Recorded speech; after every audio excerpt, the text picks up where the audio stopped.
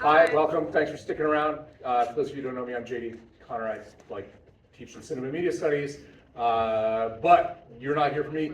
You're here for Kyle Mooney and Evan Winter. Come on up, guys.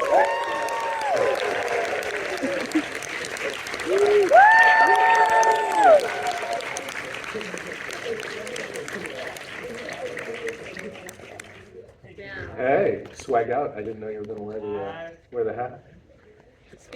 I decided to be swagged out. There we go. Hey. All right. This is great. I can't tell you how excited I am to ask questions about this because so many of the comedies that we bring here, we don't get a chance to talk about the development process and what you were able to do and what you were able to pull off. And so let's just start with, start at the very beginning. The movie was announced more or less spring of last year, but clearly you've been working on it for a while before then. When did it start? What was the moment when you guys said, we got to put this together? Yeah, well, just to provide a little bit of context, Evan and I both went here, USC. I was class of 2007, you were class of 2008. Correct. And we were buddies, both at the time. Critical Studies was the name of the major. I was trying to think the other day when the first time we met was, and I couldn't fully place it, but I did remember the first time I ever fully recalled hanging with you, which was at your birthday party, first spring semester of my sophomore year, junior year. Well, I'm going to stop you there for a moment because my birthday is actually not in the spring, sir. Sorry, fall semesters. Yeah, so it's all good. It's just I know your birthday. we're talking almost decades here, and you're kind of being an asshole to me in front of all these people. I apologize. All right, well, we can figure this out after the fact. But you've been a very good friend. Yeah, you're real close. Yeah, no, that was probably fall of 2004. You're right, 2005. Yeah, that was my 21st birthday. I was living on Scarf Street. Anyone? Shout out Scarf Street. And that street just doesn't exist anymore. They bulldozed it. It's got plowed under. It's under the Sephora somewhere now. But yeah, I remember you were, I think you were giving some very fun speech or toast in the kitchen with some people, myself included among them, and I just remember thinking, damn, in about 20 years, me and this guy are gonna make a movie about Y2K. Yeah, that's not fully accurate. You don't know, I could have been thinking that. That's true. I don't know what you're thinking. Evan and I remained friends after going to school together, and I feel like I've always been minorly obsessed with Y2K, just because for those of us, I feel like some of you may not have experienced it, but it was really a letdown. There just wasn't anything that happened. And yeah, nothing cool. Yeah, nothing cool at all. And New Year's Day 2019, we had actually partied the night before. I just woke up a little hungover and had this starter of an idea of what about a movie where teenagers go to a party and Y2K actually happens and there's some sort of monster robot machine or something. I texted it to Evan and we started pitching on it, and truly within a week we had the building blocks of the movie that's up there. So it's not too far off from what we were initially pitching. That's amazing. And then COVID happens, presumably, and that exactly completely wrecks the timeline for Yep. a lot of this stuff. But it's obviously the idea was solid enough that you could go back out with it after. It wasn't it was evergreen enough, right? Yeah. We had some traction leading into the pandemic, and I think the script floated around a little bit, so that it was a period where we didn't know. Studios and production companies and everyone didn't know what the future of the industry was going to be. Once things started to sort of kick back into gear, we aligned with Chris Storer, who's one of the producers, and then eventually Jonah Hill's company came on, and that was sort of when we got in with A24, who had read the script earlier on, and then that was fall of 2022. I was my last season on SNL, and then like pretty soon, once all of those people were together, it got moving in a really cool way that like felt very awesome and unique, and like, oh wow, it seems like we're getting a chance here in a way that it doesn't always happen. Yeah, I want to talk about a bunch of that, but one of the things that has to be great about signing with A24 is that you kind of know it's going to be theatrical at that point, and a lot of these R-rated comedies are getting, we're getting shoved to streaming, and they play so much better with everybody and all of your friends, and the appropriate medicine beforehand or whatever. So you guys, in other interviews, you've talked a lot about some of the movies that were influential behind this, but were there any that you were like, this is not that kind of movie, like movies that you just didn't want it to be aligned with? Yeah, I mean, I'm sure Evan has really great thoughts on this, and like, sorry about the birthday stuff earlier.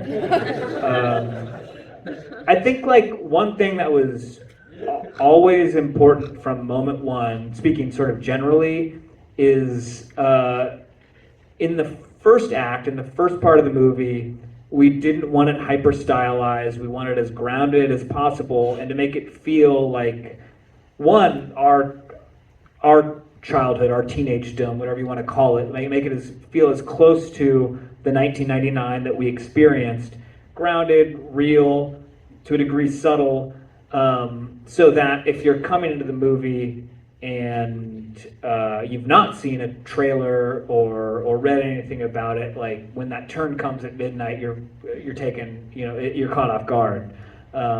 And so like I feel like any movie that felt like more stylistic than that, we definitely tried to get ourselves away from. Yeah, I mean, I speaking personally, I love movies like Shaun of the Dead, Attack the Block, those like very kind of genre mashup, kind of comedic movies. But to Kyle's point, those films you can tell from kind of moment one that they're like playing with tropes and with genre in a way that I think we definitely wanted to avoid. And so that turn at midnight did feel pretty unexpected in the moment, but then looking back on it, you can see there's a few little things planted, and obviously like story beats that come back, but nothing that is like slamming in your face, like, get ready, like there's going to be this genre turn that happens. So when I think about those genre turn movies, maybe like Ravenous or whatever, the Clooney vampire movie, those tend to From turn. Dusk Till Dawn. Yeah, Dusk Till Dawn, yeah. Which I love, yeah. So like saving the turn for that point was sort of the crucial part. Everybody was on board with that, like all along, right? Yeah, I mean, I think something that we're really lucky to have been doing this with A24 is that their mindset is they want to work with people who excite them and they trust what the project is, and they don't try to overcorrect or steer it in a way that has some sort of prescribed wisdom of like what will or won't work. I think they're attracted to stuff that is pretty specific and whatever they want to lean into the thing that the filmmakers want to make. Cool. So you guys have the script in place, you've got a distributor, and then this amazing cast gets put together. And is that Jessica Kelly? Is that A24? Is it friends of yours? Is there like momentum? What's the sort of casting story? Because you're not gonna see this kind of murderer's row in a generation again. That's really sweet, really nice for you to say that.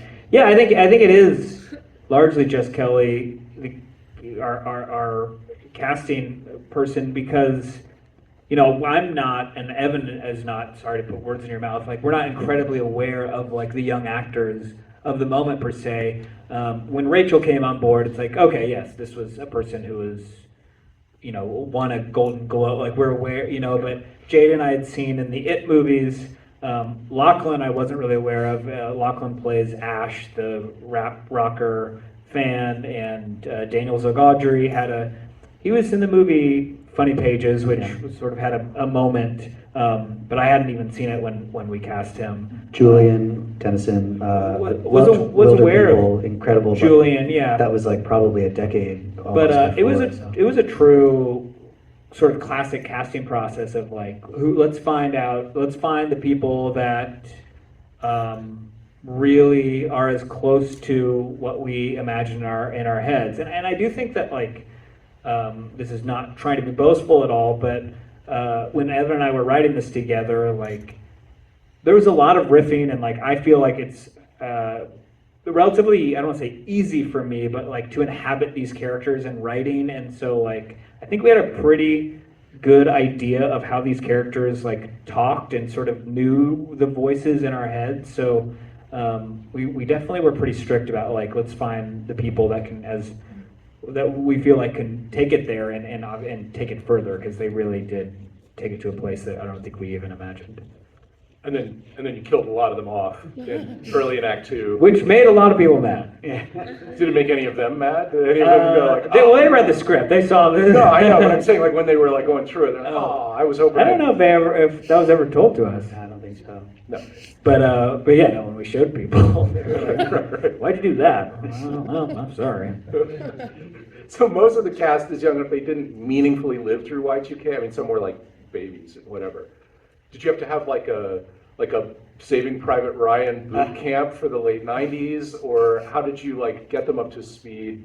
Yeah, we did some things. We made playlists, like Spotify playlists, for all the main characters for the style of music that they would listen to. So Kyle and I were both pretty into the kind of late '90s, early 2000s underground hip hop, backpack rap world. So we would make a playlist of that for Daniel, for the CJ character. We did a rap rock playlist for Ash, and et cetera. And we wrote down some movies specifically for Eli and Danny to be like, this is the kind of stuff that you guys would watch together, sleepovers. And then it was kind of up to them how much they wanted to engage with that, if they needed that, to kind of fulfill certain aspects of the character, or if they were just like, yeah, they're just words on a page and I'm doing my version of it and I got this. And there was a variation. Yeah, sometimes it was just like, how do you say Abercrombie or something like that, right? What's an herbal essence scroll? Yeah. That kind of. But because Lachlan has said that they were a huge Durst fan. Yes. And that was cool. I think Lachlan is sort of a specific the far end of the person spectrum within this crew. Yeah, that was very sweet. And like and Lachlan and Fred had seemingly a very fun time on set and even after the movie.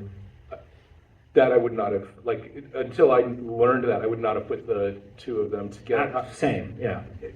About that, Evan, you said that on your Zoom call that Fred was, quote, an ambiguous human. Can you talk, I didn't know what that meant. Can you talk more about that? Totally remember saying that. Yeah, I think it was, we, like Kyle said, we had kind of all the major building blocks of the story, like very early on, including Fred. I think within a week or two we were talking about including him in the movie playing himself, and we just wrote it, and he as like a figure, as a kind of pop culture figure, did so much for different characters, and he just represents the era in a way that was so much fun to us that we couldn't really think of anyone else who would fit, so it was a bit of a leap, just being like, let's see if he's into it, and if not, we may have to kind of redo the whole thing. So he was the first person we went out to once everything was kind of, we got the green light. And yeah, I mean, he's a little bit enigmatic, and he's, a little bit of a trickster, I guess, in a way. We would get on a call with him, and he was driving to the mall somewhere and kind of kept, he mentioned his wife and then would be like, bet you didn't know I was married. He would always have little funny things to keep us off balance, and he seemed very interested, but then also kind of tough to read and a little reserved.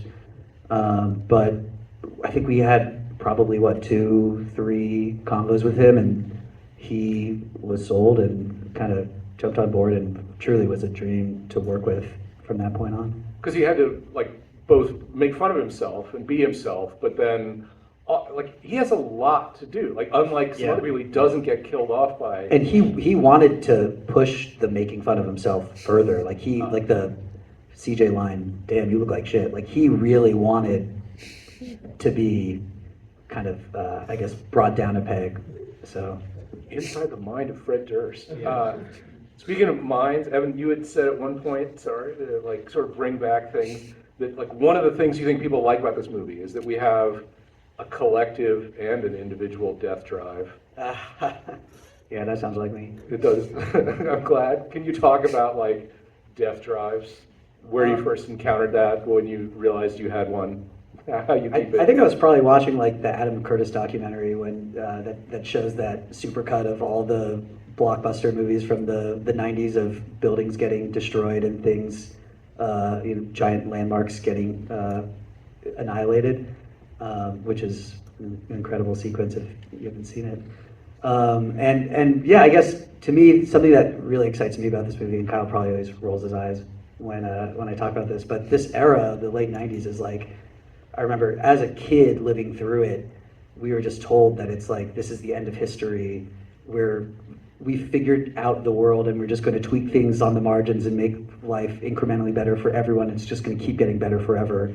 And obviously, the last 25 years has proven that that is anything but the case.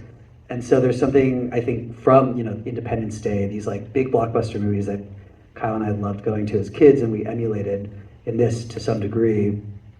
There was something about that period where like we wanted this big spectacle of like witnessing the human race, potentially ceasing to exist or mass extinction events. Yeah, I gotta say, in 1999, I don't remember anybody coming up to me and being like, "Hey, it's the end of history." So that's a phrase that was a Fukuyama. There's a economist. And you as a as a 14-year-old, or not when I was 14, but looking back on this era okay. now, yeah, he was Francis Fukuyama. So it's both, obviously for the cast it isn't nostalgia, but like one of the things that sets this apart, in some ways consistent with the other A24 movies, how precise the production design, set decoration, costuming is. Do you guys want to talk a little bit about some of the folks who worked on those parts of it, like, or what you wanted out of them and like how they surprised you maybe? Yeah, well, Jason Singleton was our production designer, and he, I think, comes from a lot of sort of a DIY place. He's worked a lot with this art group PFR. I don't know if you're aware of them. They did the shows Wonder Chosen, a lot of like adult swim oriented. A show I really love. I don't. He didn't work on this because it's CG, but PFR, just to give you some context. It's a show called Xavier Renegade Angel, which is on Adult Swim, which is a very bizarre sort of video game universe. Short form show, but yeah, he was incredibly resourceful, and like Evan and I always talked about trying to try to pull off as much stuff practically as we could, and so even stuff that had already been checked off as like, oh, this is going to be something that we'll get some CG vendors to take care of. He was like, let's just turn this into a puppet and make it, and so he was wonderful about that. Katina, our costumer, I'd known a little bit, and comes from sort of skate culture and is around the same age as us, and it was really just a really rad experience, again, because this is when Evan and I grew up, and it feels so sort of almost front of mind of like these experiences, and also something that we haven't fully seen on screen before a ton, but like going through watching YouTube videos of like video yearbooks from like 1999 of like some random city in wherever in the country, and being like, oh, this guy's wearing this puka shell, he's wearing a short sleeve button up like this, or those reef sandals or whatever, and like screen grabbing everything and like looking at yearbooks, and everybody was sort of down for that, and down to be, I would say, as authentic as possible, because that was really important to us. Right, because it's authentic, but then not ludicrous, right? It doesn't do some of the like 21 Jump Street sort of, jokiness about the flashbacks. It's clothes that people would have worn. We tried to keep it as genuine as possible, and like another sort of philosophy we had in the process was like, when you're not in a major city, i.e., LA, New York, or whatever, if you're growing up in a small town, you're probably like 2 years back from contemporary fashion. So like, it's really dressing people like 97, 98 almost. Right. And your music supervisor, obviously, you guys got a ton of great stuff on the soundtrack. Was there anything, was there a white whale you couldn't get? Was there something that you got surprised We've been by? asked this a couple times, and we've never revealed any names. But Evan, if you want to tell them, you can. I don't feel comfortable, but if you want to tell them, you can. Okay. I actually have a way I could reveal something. You guys will have to do some homework, okay? Nobody gives a shit. There was a certain theme park ride it's been said that it's going to shut down. In the past week, this news was released. I did not hear that. Yeah, and there is an artist that is associated with this theme park ride that didn't like us. It was a full no. Wow. But I will say, Tessa, is it okay that I said that? Okay. we got a shout out to Tessa, USC Class of 2020 cinema grad. Nice. There we go. Mafia.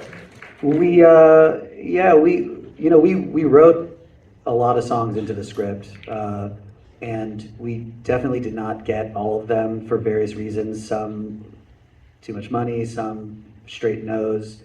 Other ones we probably had the ability to get and tried it once we put the scenes together in the edit and just didn't work the way we thought. But we kind of called out all of those moments in the writing phase, so we knew when these needle drops were going to come. I also like that you asked that question because I feel like I'm getting closer and closer to just being very blatant about the process. But I feel like I'm 3 Q&As away from fully talking shit about very famous artists. Luckily, we only have 2 Q&As left, and then we'll Okay. never have to do it again. You guys have been busy doing that, but also I've been asking about other people you've worked with. You guys are really busy on this as well, not just writing, directing. I mean, you have your role in it. I didn't know you did second unit until I was watching the credits. Like, when you were in front of the camera, was he behind, or were you like, how were you working? Yeah. I mean, like, Evan was there. We also had our DP Bill Pope, but yeah, Evan and I have been sort of working together in this dialogue since moment one, since I pitched it to him. So like, I feel like we've just shared this whole universe in our brain in a way that like I knew that like I could look to him and feel like, okay, if you feel pretty good about it, I feel pretty good about it. And like when I'm acting in there, I've done it long enough that I have a decent sense of like, okay, I think we got it. You had a really good sense of your own performance while you were shooting, but yeah, then there's other elements, camera moves and other stuff that you kind of had to look to the crew for. And it's like, with any of this stuff, you have limited time, limited budget, so there's an element of trust that has to go into all of it. But it was very helpful to go through this whole process together and just know like if one of us felt really good or strongly about the way something was going, then even if the other person was less confident, you could just put that trust in, know that we had like kind of a shared vision and everything. And nobody ever asked second unit directors questions. So did you have a favorite second unit shot, like that when you're like, oh, that's the best sync ever? Primarily the second unit was shooting the porta potty sequence. So that there was one moment where we probably put the camera closer than we should have to the path of the thing. Not the operator was not near it, but kind of like rolling the dice. We're like, oh, it'll look really cool if this thing goes 6 inches by this like 300-pound thing and doesn't touch the camera, and it'd be really bad if it smashed right into it. And it was all good. And that was the very last thing that was shot. Yeah, that was the last day, yeah. The porta potty was the last thing? Well, not... The interior of the porta potty we shot Yeah, prior, but it breaking over the fence and rolling down the hill. All right, well, we're going to open this up to the crowd here in a minute. You should line up at that microphone if you have questions. While that happens, I have my lightning round questions. These are fast, and you can answer them or tell me to shut up. We'll go quickly. A24 has the best merch. What's your favorite piece of Y2K merch or fan art that you've seen? Not exactly merch or fan art, but we did a screening this past week in Boston, and there was a girl who dressed up like Rachel's character, Laura. Did a really phenomenal job in a way that I was like, you haven't even seen this movie yet. This is crazy. Yeah, and I'll just shout out Danny Rivera, I believe is his last name. He does a lot of the work for the marketing of A24, and he recently designed these character posters that went online a week or two ago, and they're incredible, and I feel like people really like them, but like the studio's so good about kind of having artists who get it and like are already there. You don't need to give a ton of notes. They sort of get the vibe immediately and make awesome stuff. Vanity Fair has this thing where they ask people, like stars from around the world, to explain slang terms from their native language. Do you all have any private slang, like Eli and Danny? Between us two? Yeah, that you're willing to I'm share. sure we do. I mean, there's some stuff going back to the USC days. What do you remember? I guess it was, since we were just at our friend's wedding, like, shots, let's take a shot song. We reworked the lyrics from Tears for Fears' Shout into Shot, Shot, let's take a shot. These are the shots that we're taking right now. Come on, we're taking a shot. Come on. Was that close enough to? That's good. Something. These are lightning round questions. They're not all winners.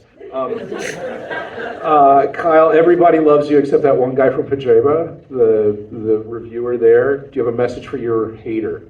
Who? I don't know who that is. It's just a guy who reviews for Who is Pajama, it? the British comedy. This is somebody who doesn't like me.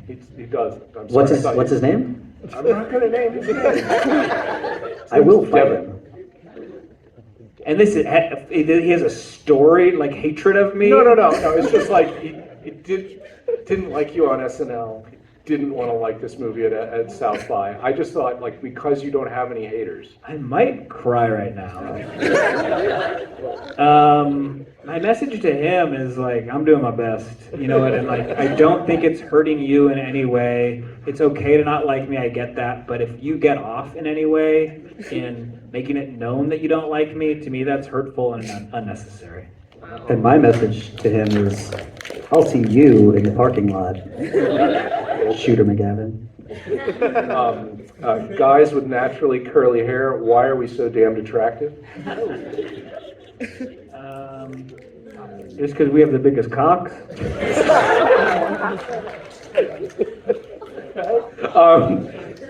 People Stole my line. People in that line always ask for advice about breaking into the business or staying sane or doing your best work. What's the worst career advice you've ever received? I almost don't. I don't want to say it out loud, but when I was doing sketch comedy with my group Good Neighbor, we did a very early live show, and one of our members had a manager before any of us had a manager, and the manager pitched that we should be doing. He's like, you gotta take to the limit. You gotta go off. You gotta do some weird, wild stuff. You can't just do straight comedy. And he pitched an idea that was offensive and mean and bad, and it's like, well, I don't even want to get into it, but I hope that guy passed on. I'm not topping that. Okay. All right, let's kick it over to our microphone folks. Hi, curly haired guy here. So, congrats on the We know what that means. Congrats on the movie, by the way, it was awesome. So something that I picked up from my film and theater classes here is that comedy is always rooted in realism, like a real emotion or a goal, both when writing, directing, or acting it. So for you guys, how have you, like, throughout your work on this movie and in general, found the realism in comedy, and how has that kind of boosted your work? How, like, in this project, how did we find the realism? Yeah, because everything gets kind of zany, and there are all these, like, Oh, right. bigger ideas. So how do you kind of keep it grounded? Yeah, that's just talking to, I mean, I feel like it's sort of one of those core components. I think you're getting at it, that like almost the comedy doesn't play if these bizarre things are happening and everybody else is acting bizarre and weird and over the top. So you need it grounded to sort of set that contrast of being like, oh shit, this is fucking wild, what's happening right now. Thank you. Thank you.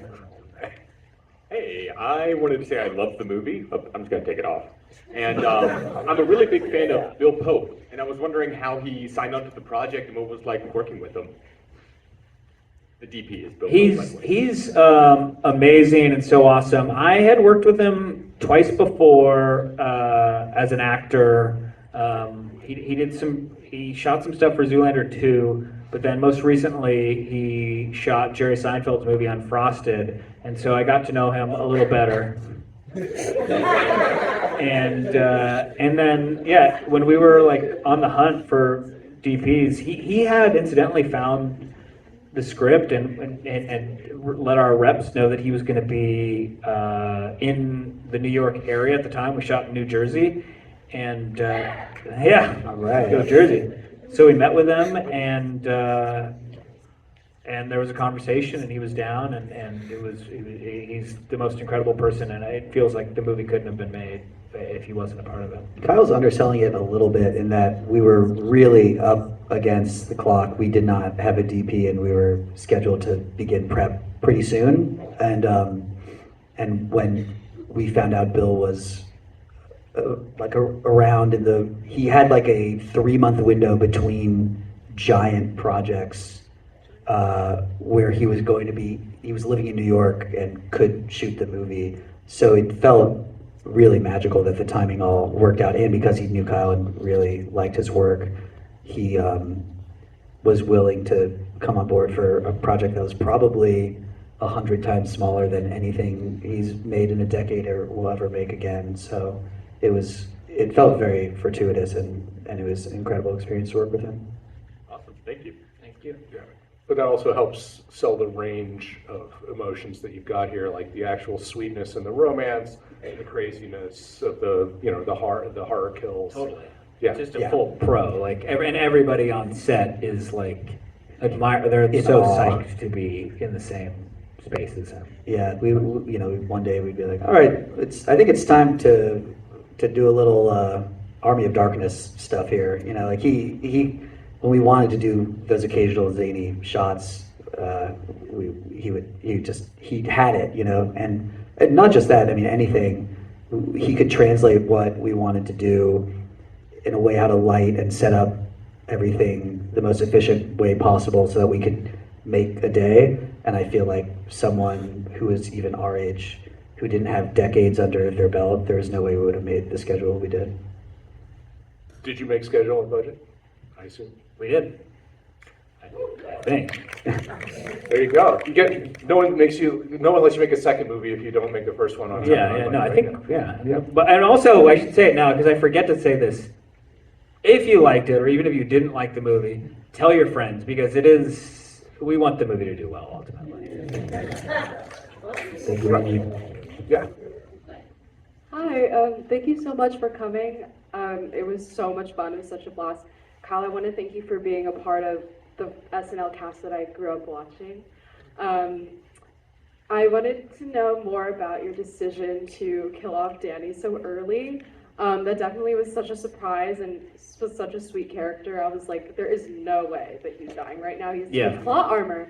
So yeah, just if I could, or I wanted to ask about that decision. Did you always know he was gonna die early, or what went into that decision?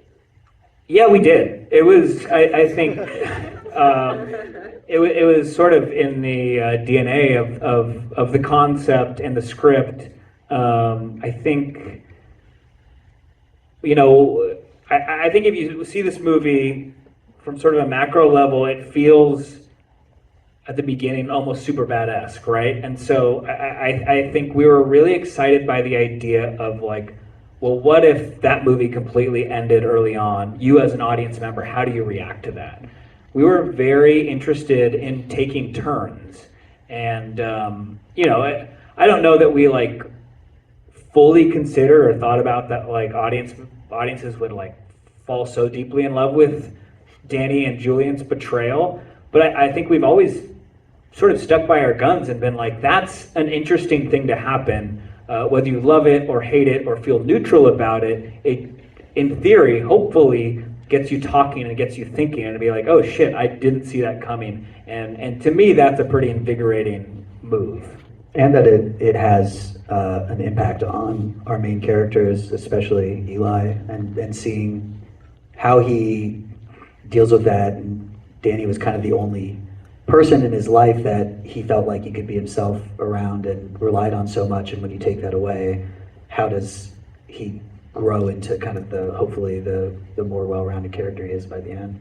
Yeah, one of my favorite lines was when he said, "I'll never be as cool as you."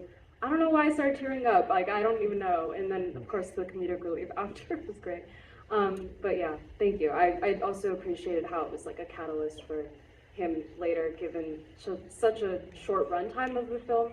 That development was there, and yeah, it was great. Thank you so much. Thank you. And then you don't bring him back live, but you do have His spirit is there, yeah, throughout. Well, I just meant the video at the end. Oh, that's true. That's true. Yes, he does fully come back in, He's in the some sort of computer. cyber music video world. Hi guys, thank you for being here. My name is Sophie, I'm a theater major here, and I was wondering if you two, if you two had any weird conspiracies or predictions that you thought would happen in the Y2K era, or? I just thought like going to the grocery store would suck for a day. That I don't know that I imagined. I mean, my mom bought some big jugs of water and some granola bars, but I wasn't too scared. Are you gonna talk about the reels and the fakes? Okay. About a year or two later, I got high on Corseidin with my friend Mark, and I sort of developed this philosophy that actually Y2K did happen. This is 2001, and that in fact, what Y2K was, it wasn't a technological issue. It was that the real people and the fake people were finally separated, and people like me and Mark were real. It's a good theory. I'm looking out right here. I'm thinking there's actually a lot of fakes. No, I'm kidding. Thank you. Thank you. Hi, I'm also curly haired. Do we have to say it? I wanted to ask, in a horror comedy movie, it's very like difficult to balance like comedy and horror and like what moments are funny and what aren't, like in a horror context, if that makes sense. And so I was curious what went into your decisions on like what deaths would be funny and like why others wouldn't, and like what your intention was like in articulating a horror comedy. I think that's a good question. I think it's a process of just feeling it out, and I think any character, if you are deciding to kill them, regardless of if the character is played more for comedy or more, I guess, straight, that their death can be funny or it can be horrific. I think, like, for instance, like the Farkas kill, we always knew was going to be a fun one. Again, like Ash obviously reacts to it in a way that has an effect on them throughout the film, but that we knew was going to play for laughs. But then, like, for both the Danny and the CJ kill, I think both of them are very hopefully surprising and intense in the moment, but then we're trying to manage a tone where, like, with the condom beat or with CJ rapping and having Fred react to it, there is this moment that's like, to me, that's the crux of the tone of the movie, that you have these intense moments, but you can kind of puncture them with levity, with a laugh, but then the laugh like kind of trails off and you are left like realizing that the character is gone. I don't know if that. Yeah, yeah, it's like they're situationally funny if you take a step back, but like hopefully played so sincerely and honestly that like if you were actually, if you or I were next to somebody with CDs on their head and they were rapping, it would hopefully feel real and you would be moved in some way or another. Like Danny lifting the condom typically scores a laugh when he's dying, but like I don't know when we were shooting it that we thought this was like the most hilarious thing ever. I think we knew that there's obviously a sense of comedy there because it's playing on the tropes of like a teen movie or something like that. But also it's meant to be very honest and real and like I'm looking out for you, man. Yeah, I mean, I don't want to put words in the audience's mouth, but I do think that condom laugh is like a reaction of just a little bit of discomfort and shock, and like there is the initial humor in it, but then it's like you're imbuing this stupid thing with like a symbolism that then carries throughout. And I think that people are just laughing at like the idea of putting a wiener in one of those things. It's just funny. And that's why we work so well together. Kyle, speaking of funny deaths, you go out in a blaze here. Did you save your severed head? I don't know if the studio has that or so. Louis is the head of makeup at SNL, and he created that head. Squirm said that Louis still has it. Oh, okay, there you go. So maybe it's at 30 Rock. Oh, okay. No, because I saw Gladiator 2, right? There's the excellent severed head bit in that as well. It's the, I still haven't seen it, but well, there's a severed head. Okay. It's a bit. It's okay. I don't have curly hair, but last question anyway. So I'm Kyle, I know you're from San Diego. I'm from San Diego as well, but Y2K was a bit after my time, so I wanted to ask. where in San Diego? Encinitas. Nice. North County, Yeah, no, it's still San Diego. Grandview. Not far from Lucadia. That's where I'm from. Nice. Oh, say Lucadia, dog. You know about Lou's Records? Yeah, I have a shirt. I have like 3 shirts from there. You want me to come up? Yeah, we'll talk about it later. So I wanted to ask, like, how much of the setting and characterization, atmosphere of the film was based off of like San Diego during 1999 Y2K? I was just curious.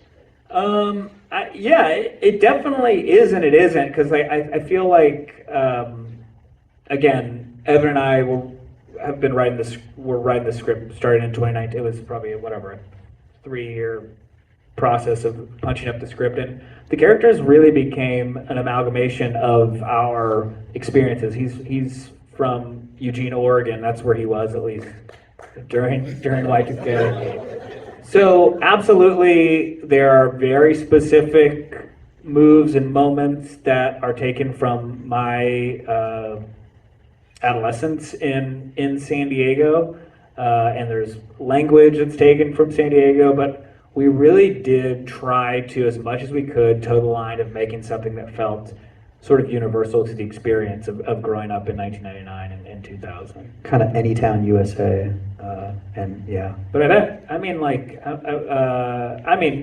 surf skate culture obviously is massive in San Diego. So like I feel stuff like the Costin stuff feels pretty dialed to the San Diego experience. But you wore skate shoes in Oregon, right? Absolutely. Yeah. Sort of ubiquitous, I guess. Thank you. All right, looks like we got the last question here. Hi, thank you so much for being here. This was a bittersweet blast. I was wondering if you guys had like a life-changing class or teacher or club that you had at USC. And was it Aerosmith? I don't know who that is.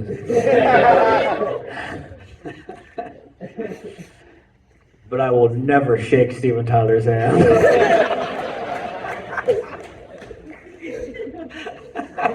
No, I'm playing. He's amazing.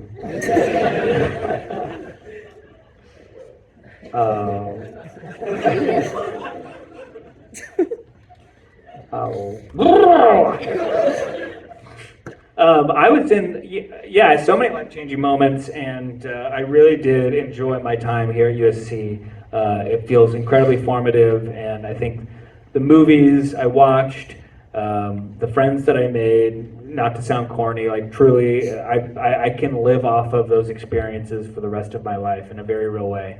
I was in an improv and sketch group here called Comedius Interruptus, and we would perform on the lawn every Friday and do a sketch show at the end of every semester. And I met my friend Beck Bennett there, who I was on Saturday Night Live with, and my friend Nick Rutherford, along with our other friend Dave McCary, who I grew up with. We started a group Good Neighbor and made internet videos, and that sort of became the channel in which I started making stuff, and ultimately like kind of led to this moment here to some degree. So that was incredibly important to me, and an outlet to write and to perform and to find my voice.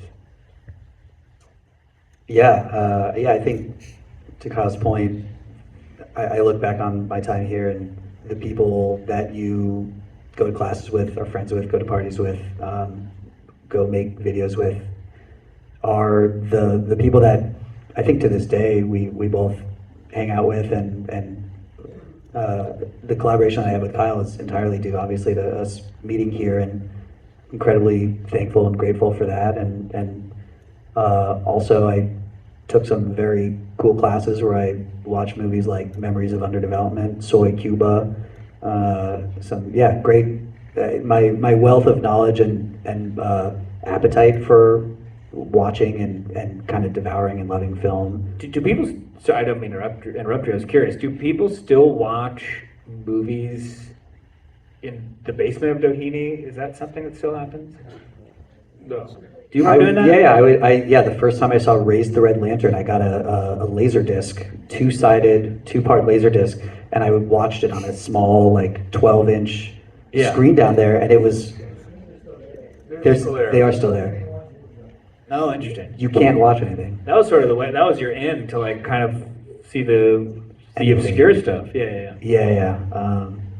So, and I think also from the time that we went here, it's a lot easier to find movies now, to watch movies. But I do think the way that the critical studies department like steered my taste and expanded my love of movies is something that I really appreciate. I worked below Norris for like a couple years In the archive. The Hugh M. Hefner. I don't know. I see now that's the now HMH archive. I saw that and I was like, okay, so you're still kind of in that zone.